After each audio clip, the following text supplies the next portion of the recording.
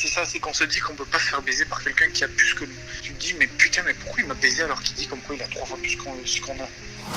Parce que même quand tu fais une vidéo contre lui, même quand tu as des preuves, mais genre irréfutables, tu vois, genre des preuves, et ben même là, il réussit à retourner le cerveau des gens en disant ouais, mais ça date, ou alors c'est du fake, c'est des haineux. Et la plupart qui m'ont fait confiance, en fait, ils ont perdu beaucoup, comme moi j'ai perdu beaucoup. Honnêtement, j'ai 2 enfants et je peux vous dire qu'après ça, ça a été très très dur parce que j'ai mis de côté pendant longtemps justement pour avoir cette somme.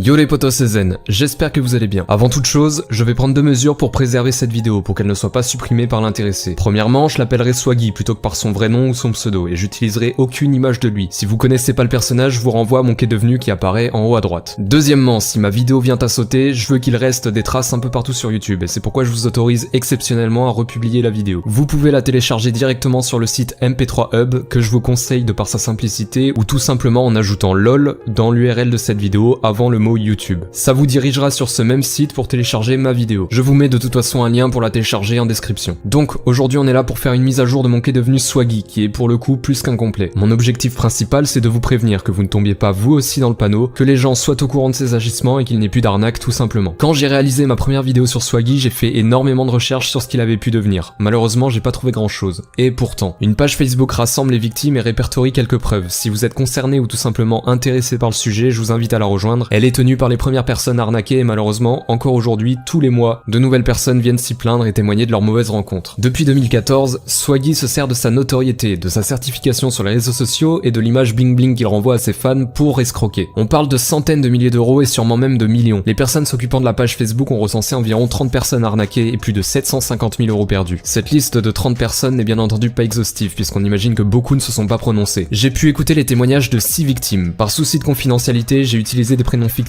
et pour l'une d'entre elles, j'ai modifié la voix. On a donc Julien, Jérémy et Emma qui se sont fait escroquer à hauteur de 10 000 euros chacun. Maxime d'environ 27 500 euros en 3 fois. Anna, elle, a perdu 35 000 euros et Arthur 50 000. Je vais vous partager simplement leurs témoignages de manière condensée pour être rapide et efficace, mais en description vous pourrez retrouver les appels que je leur ai passés en intégralité. C'est moi qui ai pris contact avec lui, parce que je voyais ses publications et tout ça, ça m'intriguait de savoir comment vous dire, construire mon avenir avec mes enfants et tout ça, et lui, il avait des phrases qui, peut-être qui m'ont, comment vous dire, je sais pas, qui m'ont donné envie de le contacter, quoi. D'accord. Vous vouliez des conseils par rapport à comment investir votre argent, peut-être? Voilà, c'est ça, justement, comment investir mon argent en toute égalité, ça n'est pas tombé dans un panneau de... je pensais pas vraiment pas que j'allais me faire arnaquer pour le coup. J'ai pris contact avec lui. C'est moi qui ai pris contact. D'accord. Avec lui. Ok. Alors, donc en fait, j'ai pris contact avec lui par Messenger et j'ai encore les messages, j'ai encore tout. C'est-à-dire qu'en fait, je suis rentré en contact avec lui par le bien de quelqu'un qui m'a dit comme quoi ce gars-là, il avait réussi, nanana. Et moi, je lui ai dit, ouais, c'est de la foutaise d'un gars qui réussit. C'est pas un gars qui se monte partout, quoi. Et en fait, le soir même, je suis allé le voir sur sa page, j'ai regardé des choses et tout ça. Et je lui ai envoyé un long message en lui expliquant comme quoi en fait je souhaitais faire des investissements, mais pas en faire avec lui en fait. Dans le message, j'ai bien marqué que je veux en faire. Ouais, tu voulais des conseils. Voilà, des conseils, tout à fait. Franchement, je vais pas te mentir, je crois que même pas 5 minutes après. Et en me disant par un message clair, mal écrit et vite fait quoi. Il m'a répondu super, ça me fait plaisir frérot. Et bien envoie-moi ton numéro que je puisse te joindre. Comme ça, cash, il m'a dit ça comme ça. C'est lui qui t'a contacté ou c'est toi qui l'as contacté? C'est moi qui lui ai envoyé un message à la base en lui disant que... qu'est-ce que je lui ai dit? Ah oui, je lui ai envoyé un message et je lui avais demandé si je n'avais pas des petits conseils à donner, pour tout ce qui est investissement ou quoi que ce soit. Ouais. Il m'a répondu, il m'a dit écoute, je peux pas te donner de conseils, je peux pas faire ça à tout le monde, blablabla. Je lui ai dit ok, y a pas de souci, et j'ai lâché l'affaire. Et en fait il a continué à me parler, mais de toute autre chose. En fait on a parlé de tout et de rien. En fait c'est très simple, le 2 juin 2014 j'ai créé ma boîte, on va dire. Ouais. Et c'était quelque chose qui était lié à la téléphonie. Tu vois, j'avais un produit phare, mais qui correspondait pas vraiment au public français, tu vois. D'accord. C'était quelque chose d'assez bling bling.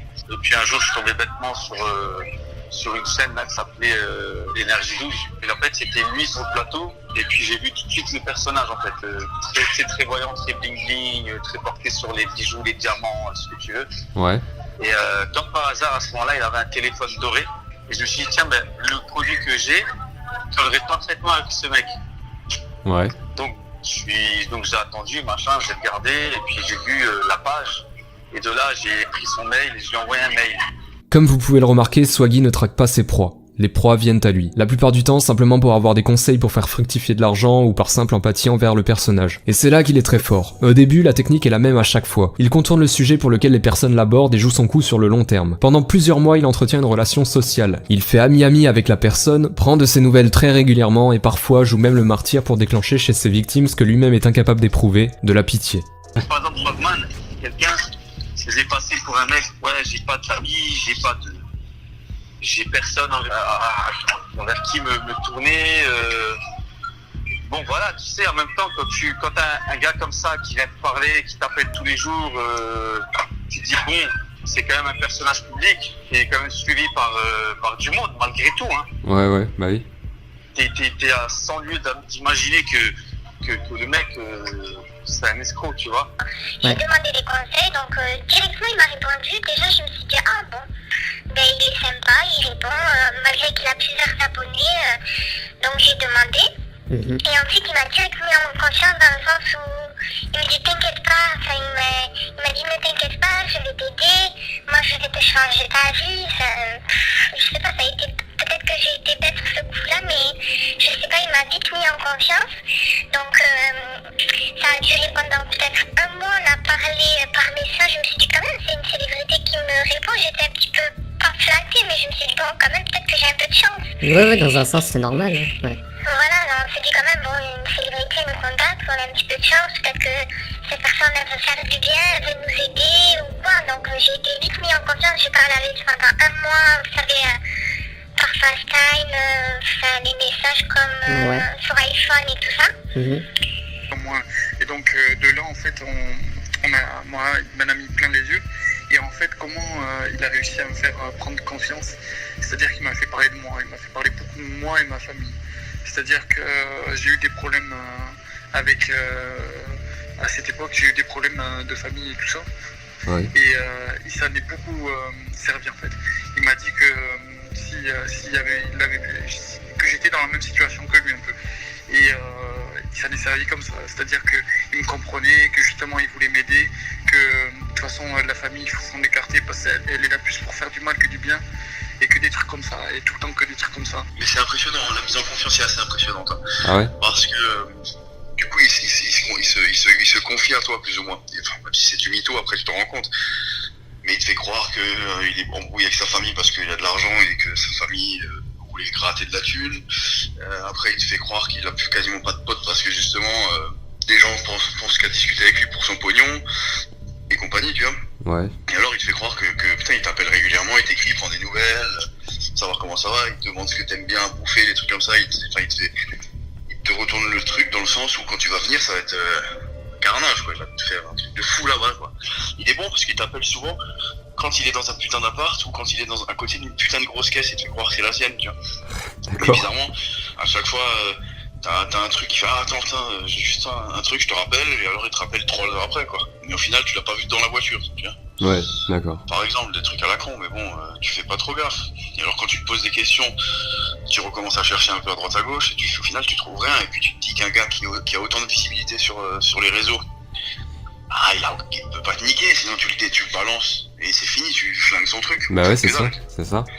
Anna, Jérémy, Julien et Arthur ont pris contact avec lui simplement pour obtenir des conseils et des astuces pour investir leur argent. Swaggy leur a retourné le cerveau pendant plusieurs mois, leur a donné ses réseaux privés, son Skype et même parfois son propre numéro de téléphone, et leur en a mis plein les yeux jusqu'au jour où... Et du coup il m'a proposé justement, il m'a dit en ce moment, il m'a expliqué, il m'a dit voilà, moi j'ai placé tant d'argent, je sais plus combien exactement il m'avait dit, il m'a dit moi j'ai placé tant d'argent, j'ai gagné tant, donc en 10 jours tu peux gagner, tu peux doubler ta mise, ou je ne sais plus trop ce qu'il m'avait dit.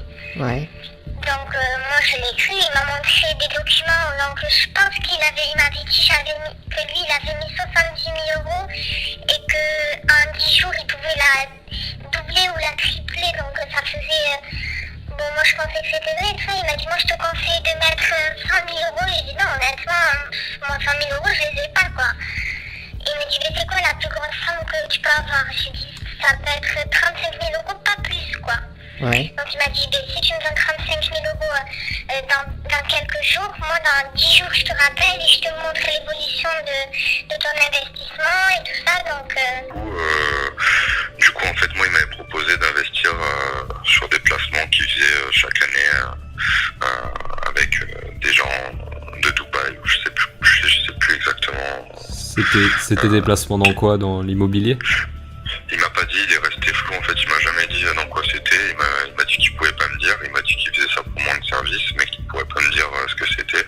Il m'a dit tu me confies ton argent, je me souviens très bien, il m'a dit tu me confies ton argent, et sur 21 jours, je te le rends en x3 en gros. x3. En gros ça donnait ça en x3 pour le retour sur investissement. D'accord. Du coup, je lui ai dit bien sûr, je lui ai dit ok. Et du coup, il vous a demandé de l'espèce principalement? oui, principalement il m'a dit de l'espèce et tout ça. J'ai dit honnêtement, ça va être dur de les retirer petit à petit, vous savez, de mon compte, parce qu'on peut pas retirer comme ça de son compte. Ouais, c'est clair, c'est clair. Autant facilement, enfin, parce que vous me demandez des preuves, qu'est-ce que vous allez faire avec et tout ça. Donc j'ai retiré vraiment petit à petit. En un mois, j'ai dû retirer 35 000 euros.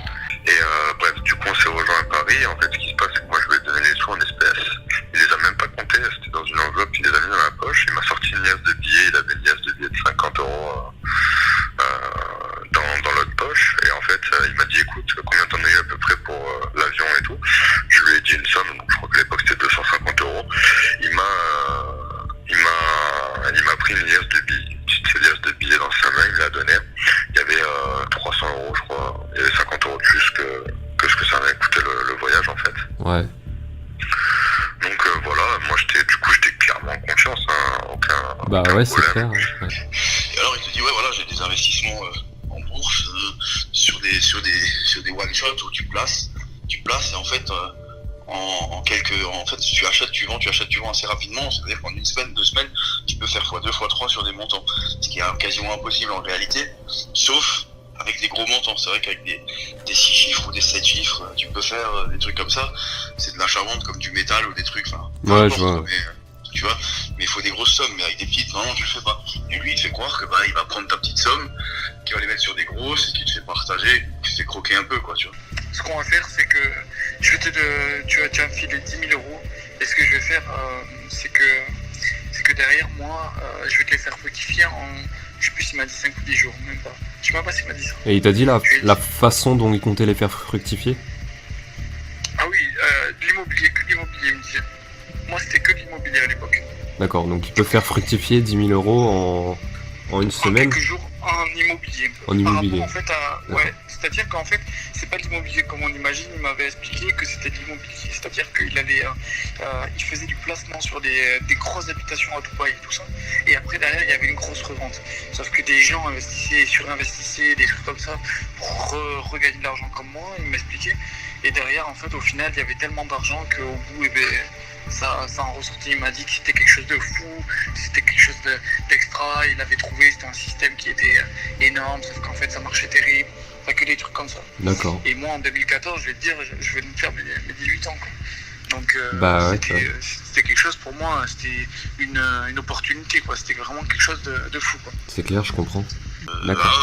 Moi, je suis allé à Miami avec 50 000 sur moi. Donc toi, t'es carrément allé jusqu'à Miami pour... Moi, j'ai pris l'avion, je l'ai rejoint, on a mangé ensemble, on a passé la soirée ensemble, machin. Il est là, il mange avec toi, il t'invite à bouffer, bah, évidemment, il peut t'inviter à bouffer, il va t'enculer de 50. Oui, il t'invite à bouffer, il est là, machin, il rentre dans ta tête presque, enfin, il est là, et après, naïvement, tu lui remets les thunes, parce que t'es KO du voyage, t'as envie d'être pioté, tu lui dis, vas-y, Tac, à demain matin, et le lendemain matin, bah, après tu peux rêver quoi. Il t'appelle, il te met la carotte, il te dit qu'il est en train de changer l'argent, il fait le mort, et puis il revient par moment, il dit mais non mais ne crois pas ça, tu me déçois franchement, je te rends service là, je te fais gagner de l'argent, tu me prends pour un voleur, machin.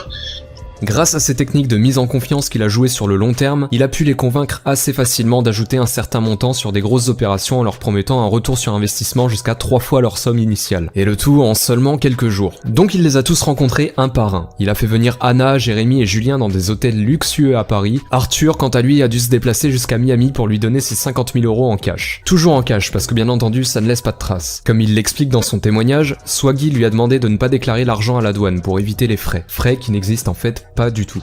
Et donc il te demande d'où viennent ces 50 000. 15 000 d'argent officiel et 35 000 d'argent qui n'existe pas. Ouais. Donc, déjà, au début, je voulais appeler les flics quand j'étais sur place aux États-Unis, mais les flics m'ont dit « Monsieur, t'es déclaré à la douane en arrivant ?»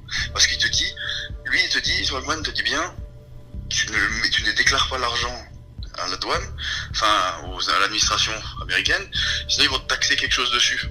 Alors que c'est totalement faux, c'est juste que lui, il veut pas que tu le déclares, parce qu'effectivement, quand tu vas appeler les flics, si tu l'as déclaré l'argent, là les flics ils rigolent pas avec ça. Bah oui. Par contre, tu l'as pas déclaré, tu vas appeler les flics, ils disent mais monsieur, vous foutez de notre gueule, vous avez rentré de l'argent illégalement dans notre pays, et c'est encore toi qui te fais niquer. Tu vois. C'est ça. Maxime, quant à lui, commercialisait des châssis et des coques de téléphone de luxe et souhaitait faire décoller son entreprise en ayant recours à un influenceur. Swaggy était donc l'égérie parfaite. Donc je me suis lancé. Et en fait, le deal c'était quoi? C'était je vais lui donner 5 000 € en liquide. Et lui, en fait, sur tous les réseaux sociaux, il partagerait 3 photos. Et ça impliquait environ, ça allait toucher potentiellement 3 millions de personnes. D'accord. En termes de visibilité, je parle. Hein. Ouais. Et je me suis dit, bon, les retombées, à mon avis, j'avais fait plus ou moins un calcul, ça aurait dû normalement... être assez conséquent. Ouais. Voilà, tu vois. Mais Swaggy ne respectait pas les termes des différents contrats qu'ils ont pu signer. Pour 5 000 €, ce qui devait être une mise en avant de ses produits sur les réseaux sociaux, devient un simple boost de faux followers et de fausses interactions sur le compte Instagram de l'entreprise. Pour 15 000 €, Swaggy lui a fait miroiter que ses produits seraient mis en avant à la télé pendant la campagne de promotion de son nouvel album. Résultat, Maxime se retrouve dans le public de diverses émissions et assiste de loin à l'apogée de Swaggy sans qu'on parle une seule fois de ses produits. Pour 7 500 €, ses produits devaient apparaître dans un clip qui n'a finalement jamais été tourné. Swaggy ayant utilisé un faux nom sur les contrats et les échanges ayant été faits uniquement en cash, les contrats sont caducs et Maxime n'a pas pu avoir recours à la justice. Et c'est là où en fait, avec le temps, avec les années, par exemple, j'ai compris que le contrat dès le départ en fait était caduc. Pourquoi? Parce que le nom qu'il m'avait donné, je parle pas du nom d'artiste, hein, je parle du nom du prénom. Hein. C'était dès pas. le départ, il était faux. C'était pas son vrai nom, ouais, d'accord. Non, c'était pas c'était Ryan Sanchez. Ah ouais, Sanchez. d'accord. Ok. Donc ce qui fait qu'avec toute cette histoire, même quand je suis allé voir la police, les flics, ce que tu veux, quand ils ont fait après recherche, ils m'ont dit ouais monsieur, votre contrat il vaut rien parce que la personne n'existe pas. C'est moi qui ai pris contact avec lui. Ouais, à la suite de quoi? Parce que j'aimais bien le personnage, etc. Ouais. Donc en fait, on parlait un peu sur Messenger. Ça faisait depuis 2 ans qu'on parlait, mais bon, vite fait, quoi. C'était vraiment des petits messages. Et ensuite, il m'a contacté l'été, donc ça devait être mai-juin, en m'expliquant qu'il avait de gros problèmes, qu'il était en prison en Tunisie. D'accord. L'histoire d'Emma est sûrement celle qui m'a le plus touché. Elle n'attendait rien de Swaggy. Elle appréciait simplement le personnage et comme avec toutes ses victimes, il a réussi à gagner sa confiance pour faire ce qu'on appelle une arnaque à la romance. Donc qu'il avait besoin de 10 000 € pour pouvoir ressortir. Enfin, c'était la caution de 10 000 €. Et il m'a dit que si je l'aiderais, qu'il me donnerait 2-3 millions. Bref, voilà quoi. On allait s'arranger. Ah oui, d'accord. Ok. Voilà. Donc moi je devais faire des Western Union à une personne de Tunisie, apparemment qui travaillait à la prison. Ouais. Donc voilà, j'ai fait des Western Union régulièrement. Ensuite on s'est vu à Milan parce qu'il m'a dit que grâce à moi il faut avoir une permission de 24 heures. Ouais. Donc si je lui envoyais 2 500 €, donc j'ai fait un Western de 2 500 €. D'accord. Et moi à Milan je devais lui donner un peu d'argent pour qu'il puisse manger sur place. Donc je lui ai pris son billet d'avion, j'ai tout pris. Je l'ai vu même pas 24 heures à Milan parce que il est arrivé, on a parlé Mhm. où on a dû discuter 2-3 heures. Et ensuite, moi je suis partie fumer une cigarette en bas de l'hôtel, et quand je suis remontée dans la chambre, il était plus là. À un moment donné, je me suis rendu compte que ça commençait à être une escroquerie, quoi. Donc voilà, je lui ai envoyé presque un peu plus de 10 000 euros. En tout? Ouais. D'accord. Et puis du jour au lendemain, j'ai plus de nouvelles, il m'a bloqué, puis voilà quoi. Donc, je cherche de le joindre, voilà, il m'a bloqué de partout.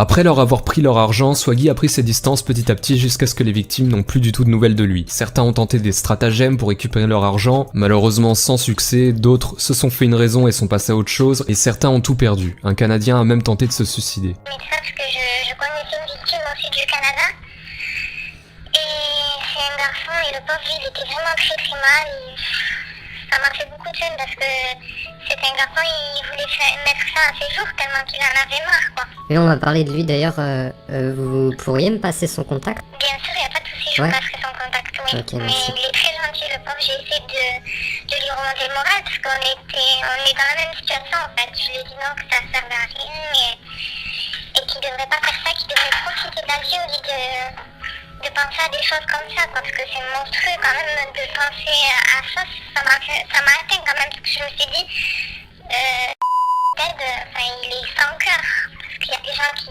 veulent se suicider, d'autres qui ont des enfants assumés, C'est ça. et c'est très dur. Mais Certains n'ont pas pu porter plainte parce que les autorités s'intéressent plus à l'origine de l'argent qu'à l'escroquerie en elle-même. D'autres l'ont fait une première fois seuls dans leur ville et une seconde fois en groupe à Paris. Mais Swaggy ne met plus du tout les pieds en France. En dehors de sa famille qu'il protège et fait semblant de ne plus avoir contact avec lui, il n'a plus rien ici. Plus de contact, plus de logement. Il mène ses escroqueries depuis Miami. Et malheureusement en France, la loi fait que le préjudice total et le nombre de plaignants ne suffit pas à ouvrir une enquête et à procéder à une extradition. Certaines des victimes ont même reçu un courrier leur notifiant que l'affaire était classée sans suite. Tout ce qu'on peut faire aujourd'hui, c'est prévenir. Prévenir et en parler autour de vous. Même si Swagman est aujourd'hui pour vous comme pour moi une personnalité morte et oubliée, il n'en est pas moins dangereux. Je compte sur vous pour relayer cette vidéo afin qu'il n'y ait plus de victimes. Je voudrais conclure avec cette phrase: la richesse et la célébrité d'un homme ne prouvent pas son honnêteté. Faites attention à vous. Vas-y, t'inquiète. Là, regarde, là, la priorité, frère, c'est de te régler. Je te dois 50 000 boules. Là, je te dois... En tout, je me rappelle, tu m'avais donné en tout 30 000 E plus 20 000 $. C'est ça?